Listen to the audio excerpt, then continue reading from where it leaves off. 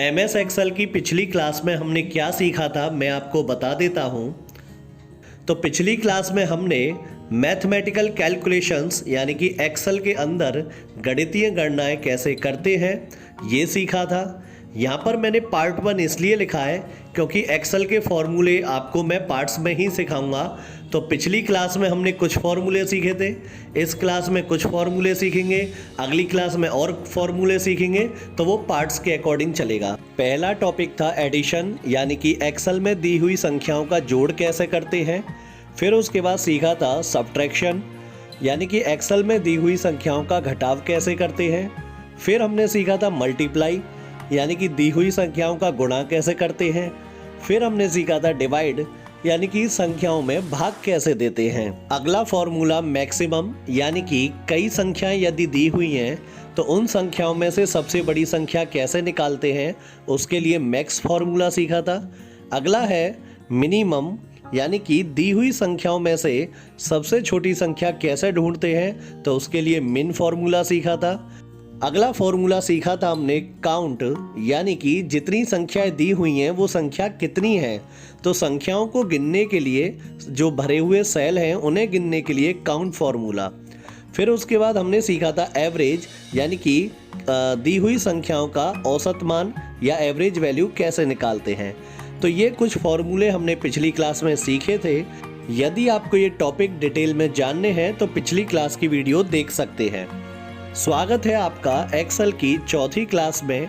मैं गौरव अग्रवाल आपका स्वागत करता हूं अपने डिजिटल मुनीम जी ऐप में, और इस ऐप के माध्यम से आप MS वर्ड का कोर्स, MS एक्सेल का कोर्स और टैली प्राइम विद GST का कोर्स कर सकते हैं, वो भी बेसिक से एडवांस लेवल का। तो चलिए शुरुआत करते हैं आज की क्लास। तो हमने यहाँ पर लिखा है कंटेंट ऑफ दिस क्लास यानी कि इस क्लास की विषय सूची कि आज हम क्या क्या सीखेंगे। तो मैथमेटिकल कैलकुलेशंस पार्ट 2 यानी कि गणितीय गणना भाग 2। कुछ फॉर्मूले हमने पिछली क्लास में सीखे थे और कुछ फॉर्मूले हम इस क्लास में सीखेंगे। Length, concatenate, left, right, mid, lower, upper, countif, ये 8 फॉर्मूले आज की क्लास में हम लोग सीखेंगे कि इनका यूज MS एक्सेल में कैसे करते हैं। सबसे पहले MS एक्सेल शुरू करेंगे तो विंडो के साथ R बटन दबाएंगे तो आपके सामने एक रन की छोटी सी विंडो खुलेगी और आपको यहाँ पर नीचे लिखना है एक्सेल, जो कि पहले से ही लिखा हुआ है, और एक्सेल लिखने के बाद ओके के बटन पर क्लिक करना है। अब आपके सामने MS एक्सेल की विंडो ओपन हो चुकी है। हमें नई फाइल में काम करना है तो ब्लैंक वर्कबुक पर क्लिक करेंगे तो ये आपके सामने MS एक्सेल पूरी तरह ओपन हो चुका है। मैं यहाँ से प्लस के बटन पर क्लिक करके सीट को जूम इन कर लेता हूँ। अब जितने भी ये फॉर्मूले हैं उनकी मैं हेडिंग लिख लेता हूँ ताकि हमें भी याद रहे क्या क्या हम सीखेंगे। जैसे लेंथ, उसके बाद B6 सेल में हम लिखेंगे कॉन्कैटिनेट, तो CONCATENATE, और मैं यहाँ से थोड़ी B की जो विड्थ है, कॉलम की विड्थ है, उसे बढ़ा लेता हूँ। अगला टॉपिक हमने लिखा यहाँ पर लेफ्ट, उसके बाद D6 में लिखा राइट, E6 में हमने लिखा मिड, F6 वाले सेल में हम लोग पहले काउंटिफ लिख देते हैं क्योंकि लोअर और अपर से पहले काउंटिफ समझेंगे। G6 में हमने लिखा लोअर और H6 में हमने लिखा अपर। तो ये 8 टॉपिक और 8 फॉर्मूले आज की क्लास में हम लोग सीखेंगे। ये सभी फॉर्मूला सीखने से पहले कुछ डाटा होना चाहिए और ये फॉर्मूला काम तभी करेगा जब टेक्स्ट हो। तो A1 में मैंने लिख दिया यहाँ पर राम, A2 में लिखा अतुल, A3 में लिखा रवि, A4 में मैंने लिख दिया दिनेश, और B1 में लिख दिया मैंने डिजिटल मुनीम जी। उसके बाद B2 में हमने थोड़ी यहाँ विड्थ को बढ़ा लेता हूँ। C कॉलम की भी विड्थ को सेट कर लेते हैं यहाँ पे हम लोग। अब B2 में हमने लिखा राम, B3 में लिख दिया अशोक और B4 में हमने लिखा राकेश। फिर C1 में हमने लिख दिया यहाँ पर कुछ भी मान के चलिए जैसे कुमार, C2 में लिखा शर्मा, C3 में लिखा वर्मा और C4 में हमने लिख दिया सिंह। तो ये कुछ डाटा हमने यहाँ पर लिख दिया है जो A1 से C4 तक है। अब हम सबसे पहला फॉर्मूला सीखेंगे लेंथ। लेंथ क्या होती है? किसी सेल के अंदर कितना डाटा लिखा हुआ है। जैसे A1 सेल के अंदर क्या लिखा हुआ है? राम। तो इसमें कितने अक्षर हैं? तो यहाँ है 3 अक्षर, R, A और M, ये 3 अक्षर हैं। तो इसकी लेंथ हो गई 3। कैसे काउंट करेंगे? तो फॉर्मूला लगाएंगे A7 में, कहीं भी निकाल सकते हैं, बराबर LEN और ब्रैकेट। अब यहाँ उस सेल का नाम लिखना है जिसकी लेंथ हमें निकालनी है। तो A1, क्योंकि राम A1 में लिखा हुआ है, ब्रैकेट बंद और एंटर कर देंगे तो आंसर क्या आएगा? 3, क्योंकि A1 सेल में लिखा हुआ है राम और उसमें कितने अक्षर हैं? 3। तो आप देख सकते हैं यहाँ पर, तो ये लेंथ आ गई। यही फॉर्मूला दूसरे तरीके से, जैसे बराबर LEN और ब्रैकेट में मैंने लिखा B1, क्योंकि और ब्रैकेट बंद, क्योंकि मैं B1 में लिखा हुआ है डिजिटल मुनीम जी, तो इसकी लेंथ निकालूंगा। तो यहाँ पर जैसे ही मैं एंटर करूंगा तो आंसर क्या आया? 17। मैं पेज ऊपर कर लेता हूँ। तो अब आप यहाँ देख रहे हैं 17 आंसर आ चुका है। काउंट करने पर 1 2 3 4 5 6 7 8 9 10 11 12 13 14 और 15। तो B1 सेल में जो डिजिटल मुनीम जी है, इसमें कितने अक्षर है? 15 और आंसर क्या आया? 17। तो क्यों आया?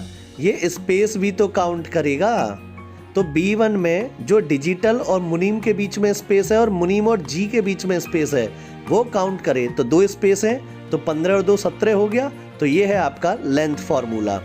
अगला है कॉन्कैटिनेट। इसका काम होता है कि 2 या 2 से अधिक स्ट्रिंग जोड़नी हो। स्ट्रिंग मतलब डाटा दिया हुआ है और वो हमें एक ही सेल में चाहिए। जैसे B2 में है राम और C2 में है शर्मा। अब हम चाहते हैं कि राम और शर्मा एक ही सेल में आ जाए, तो क्या लिखेंगे? फॉर्मूला B7 में बराबर कॉन्कैटिनेट, यानी कि CONCATENATE ब्रैकेट। अब राम कौन से सेल में है? राम है B2 में। आप यहाँ देख रहे हैं राम लिखा हुआ है B2 सेल में, कॉमा, और शर्मा लिखा हुआ है C2 सेल में, और C2 लिख के ब्रैकेट बंद कर देंगे, एंटर। एंटर करते ही राम शर्मा एक सेल में आ जाएगा। लेकिन आप देख रहे हैं यहाँ पर राम और शर्मा के बीच में गैप नहीं है, तो गैप कैसे करेंगे? तो उसके लिए क्या लिखेंगे? बराबर CONCATENATE ब्रैकेट। अब राम कहाँ है? B2 में, कॉमा, और शर्मा कहाँ है? C2 में। तो C2 लिखा, लेकिन मुझे राम और शर्मा के बीच में गैप चाहिए, तो मैं क्या करूँगा? इसे मिटा देता हूँ। Inverted comma, space, inverted comma, फिर कॉमा, फिर लिखेंगे C2, यानी कि राम और शर्मा के बीच में गैप चाहिए, और ब्रैकेट बंद, एंटर। तो अब आप देख रहे हैं राम शर्मा में स्पेस आ चुका है। तो 2 या 2 से अधिक स्ट्रिंग यानी कि टेक्स्ट को एक सेल में चाहिए, तो कॉन्कैटिनेट। अगला फॉर्मूला है लेफ्ट। तो लेफ्ट फॉर्मूला क्या करेगा? जैसे किसी सेल के अंदर कोई डाटा है, यहाँ लिखा हुआ है डिजिटल मुनीम जी। अब मुझे इस सेल के अंदर का जो डाटा है, लेफ्ट का डाटा चाहिए, तो मैं चाहता हूँ कि डिजिटल तक डाटा आए। तो फॉर्मूला क्या लिखूंगा यहाँ पर? बराबर LEFT ब्रैकेट, डिजिटल मुनीम जी कहाँ है? B1 में, तो मैं इस सेल का नाम लिखूंगा B1 और कॉमा। अब मुझे इस सेल के लेफ्ट के कितने अक्षर चाहिए? तो मान लो मुझे चाहिए 7 अक्षर, तो 7 और ब्रैकेट बंद, एंटर करूंगा तो लेफ्ट के 7 अक्षर आ जाएंगे। तो आंसर क्या आ गया? डिजिटल, क्योंकि डिजिटल में कितने अक्षर है? 7 अक्षर है। अगला फॉर्मूला हम सीखेंगे राइट। तो जैसे मैंने लिखा बराबर RIGST और ब्रैकेट में B1, क्योंकि डिजिटल मुनीम जी का ही राइट का हम डाटा उठाएंगे। तो राइट मतलब कि हम इसके 5 अक्षर राइट साइड के उठाना चाहते हैं, तो मैंने लिखा B1, कॉमा, 5 और ब्रैकेट बंद और एंटर कर दिया। एंटर करते ही आपके सामने आंसर आ जाएगा। तो ये आंसर आ चुका है। मैं इस पर क्लिक करके कीबोर्ड से F2 बटन दबा के फॉर्मूला आपको दिखा देता हूँ। F2 बटन दबाया तो ये फॉर्मूला आपके सामने ओपन हो जाएगा। तो यहाँ पर हमने 5 अंक लिखा है, तो डिजिटल मुनीम जी का राइट साइड का 5 अक्षर आएंगे। लेकिन अब आप यहाँ देख रहे हैं स्पेस है, तो यहाँ भी तो स्पेस आएगा।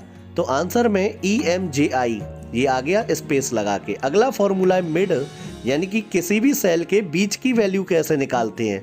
जैसे बराबर मिड ब्रैकेट में हमने सेल वही लिया B1 क्योंकि डिजिटल मुनीम जी है, कॉमा कितना आपको डाटा छोड़ना है उतने अंक लिखेंगे। जैसे हमने लिखा 2 कॉमा और कितना डाटा आपको चाहिए तो 2 और ब्रैकेट बंद, एंटर। एंटर करते ही आंसर क्या आ गया IG। ये काम कैसे करता है, छोड़ता कैसे है, पहला अक्षर लेफ्ट से, दूसरा अक्षर राइट से और फिर उसके बाद लेफ्ट से।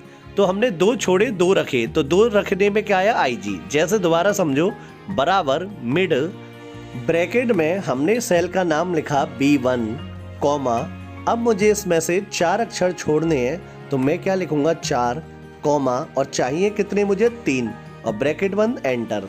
पेज को ऊपर खिसका लेता हूं तो आंसर क्या आ गया ITA। आप यहां पर ऊपर फॉर्मूला बार में देख सकते हैं कैसे फॉर्मूला लगाया। तो हमने 4 अक्षर जो छोड़े हैं वो कैसे काम कर रहे हैं आप देखें यहाँ पे गौर से। पहले इसने लेफ्ट का अक्षर छोड़ा D, फिर राइट का अक्षर I छोड़ा और उसके बाद I और G छोड़े क्योंकि 4 छोड़ने। तो पहला लेफ्ट से छोड़ता है, फिर राइट से एक अक्षर और फिर लेफ्ट से ही छोड़ता हुआ जाएगा। उसके बाद जो बचेगा तो हमने 3 अक्षर चाहिए तो ITA तो बचा यहाँ पर, तो फॉर्मूले में क्या लिखा था 3, तो आंसर में भी क्या आ गया 3। तो ये था फॉर्मूला। एक और बार समझें, बराबर मिड ब्रैकेट, अब मैं सेल दूसरा लेता हूँ। जैसे मैंने लिया यहाँ पर शर्मा, तो शर्मा कौन से सेल में है, C2 वाले सेल में। तो मैं यहाँ पर क्या लिखूंगा C2 कॉमा, अब मुझे छोड़ने कितने हैं उतनी डिजिट लिखूंगा। तो मुझे 3 अक्षर छोड़ने और 2 अक्षर मुझे चाहिए। एंटर करते ही आंसर क्या आ गया AR। तो 3 अक्षर जो छोड़े वो SS छोड़ा और लास्ट का A छोड़ा। अगला फॉर्मूला है काउंट इफ। इस फॉर्मूले का यूज होता है शर्त के अनुसार गिनने के लिए। मैंने इस रेंज को सेलेक्ट किया, ये रेंज है A1 से B4 तक। अब मुझे इस रेंज में गिनना है कि इसमें राम कितनी बार आया है। तो फॉर्मूला क्या लगाऊंगा यहाँ, बराबर COUNTIF काउंट इफ और ब्रैकेट, रेंज है A1 से लेकर B4 तक, तो A1 कॉलन B4 और उसके बाद कॉमा, फिर इन्वर्टेड कॉमा। अब जो हमें काउंट करना है बराबर का चिन्ह लगाएंगे और राम लिखा, इन्वर्टेड कॉमा बंद और ब्रैकेट बंद। जैसे ही एंटर करूंगा आंसर कितना आ गया 2। ये जो आपने डाटा लिखा था और इस डाटा के अंदर राम कितनी बार है, 2 बार है। तो A1 से B4 तक राम 2 बार लिखा हुआ है। यदि मैं कहीं क्लिक करके डाटा बदल दूं, मैंने यहाँ राम लिख दिया तो आउटपुट भी चेंज हो जाएगा।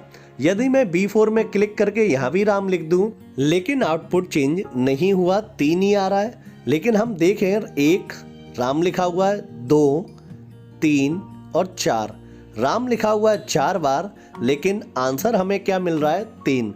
तो काफ़ी लोग ऐसी गलती ज़्यादातर करते हैं, तो आप ध्यान रखें मैंने यहाँ पर राम लिख के स्पेस दबा दिया था, इसलिए आंसर चेंज नहीं हुआ था। स्पेस मिटा के एंटर करूँगा, अब आंसर चेंज हो गया। आपको ध्यान रखना है, छोटी मोटी गलती इस तरह से हो जाती हैं। और यहाँ फॉर्मूला देख सकते हैं क्या लगाया है, तो ये फॉर्मूला है काउंट इफ। कीबोर्ड से फंक्शन की F2 बटन दबाने पर वो फॉर्मूला जो लिखा था आपके सामने आ जाएगा। और अब आप यहाँ देख सकते हैं काउंट इफ फॉर्मूला हमने किस प्रकार से प्रयोग किया है। अब हम आगे बढ़ते हैं। तो अगला टॉपिक है लोअर। लोअर का अर्थ होता है इंग्लिश के स्मॉल लेटर्स और अपर का अर्थ होता है इंग्लिश के कैपिटल लेटर्स। तो मैं यहाँ पर कॉलम की इन विड्थ को एडजस्ट कर लेता हूँ और फिर उसके बाद आपको लोअर और अपर फॉर्मूला सिखाऊंगा। लोअर के लिए यहाँ पर कोई डाटा होना चाहिए जो कैपिटल लेटर में पहले से हो, तो मैंने यहाँ F2 सेल में कैपिटल में राम लिख लिया। हमने जो राम यहाँ कैपिटल लेटर में लिखा है, अब हम इसे स्मॉल लेटर में देखना चाहते हैं, तो हम यहाँ पर फॉर्मूला क्या लिखेंगे, बराबर LOWER और ब्रैकेट में F2, क्योंकि राम कहाँ लिखा हुआ है, F2 वाले सेल में, और ब्रैकेट बंद, एंटर। तो आपके सामने राम स्मॉल लेटर में आ जाएगा। अब स्मॉल लेटर को कैपिटल में कैसे करेंगे, तो A1 में लिखा हुआ राम स्मॉल लेटर में अब मैं इसे कैपिटल लेटर में करना चाहता हूँ, तो मैं यहाँ फॉर्मूला क्या लिखूंगा, H7 में बराबर UPPER ब्रैकेट और A1, क्योंकि राम कहाँ लिखा हुआ है, A1 सेल में, और ब्रैकेट बंद। एंटर करते ही आपके सामने राम कैपिटल लेटर में आ जाएगा। A1 में स्मॉल लेटर में था और हमने जैसे ही फॉर्मूला लगाया वो कैपिटल लेटर में आ चुका। तो ये फॉर्मूला थे आज की क्लास के। जितने भी फॉर्मूले हमने आज की क्लास में सीखे हैं, तो सभी फॉर्मूले देखने के लिए फॉर्मूला बटन पर क्लिक करें और शो फॉर्मूला के ऑप्शन को चुनें। तो जितने भी सेल के अंदर हमने फॉर्मूले लगाए वो आपको दिख जाएंगे। तो मैं यहाँ से कॉलम को एडजस्ट कर लेता हूँ ताकि आपको एक ही बार में सभी फॉर्मूले एक साथ दिखाई दें। तो ये थे आज की क्लास के फॉर्मूले। जितना ज़्यादा आप कंप्यूटर पर प्रैक्टिस करेंगे उतना ही ज़्यादा आपको समझ में आएगा। तो वीडियो देखने से ही मतलब नहीं है, जब तक आप खुद प्रैक्टिस नहीं करेंगे आपको ये समझ में नहीं आएगा। तो आप घर पर इनको बार बार प्रैक्टिस करें। कोई टॉपिक समझ में ना आए तो उसकी वीडियो को आप बार बार देखें, या मैसेज में जो मेरा नंबर दिया हुआ है उस पर आप कॉल करके मुझसे पूछ सकते हैं। तो मिलते हैं नई वीडियो के साथ, तब तक के लिए धन्यवाद। जय हिंद, थैंक यू।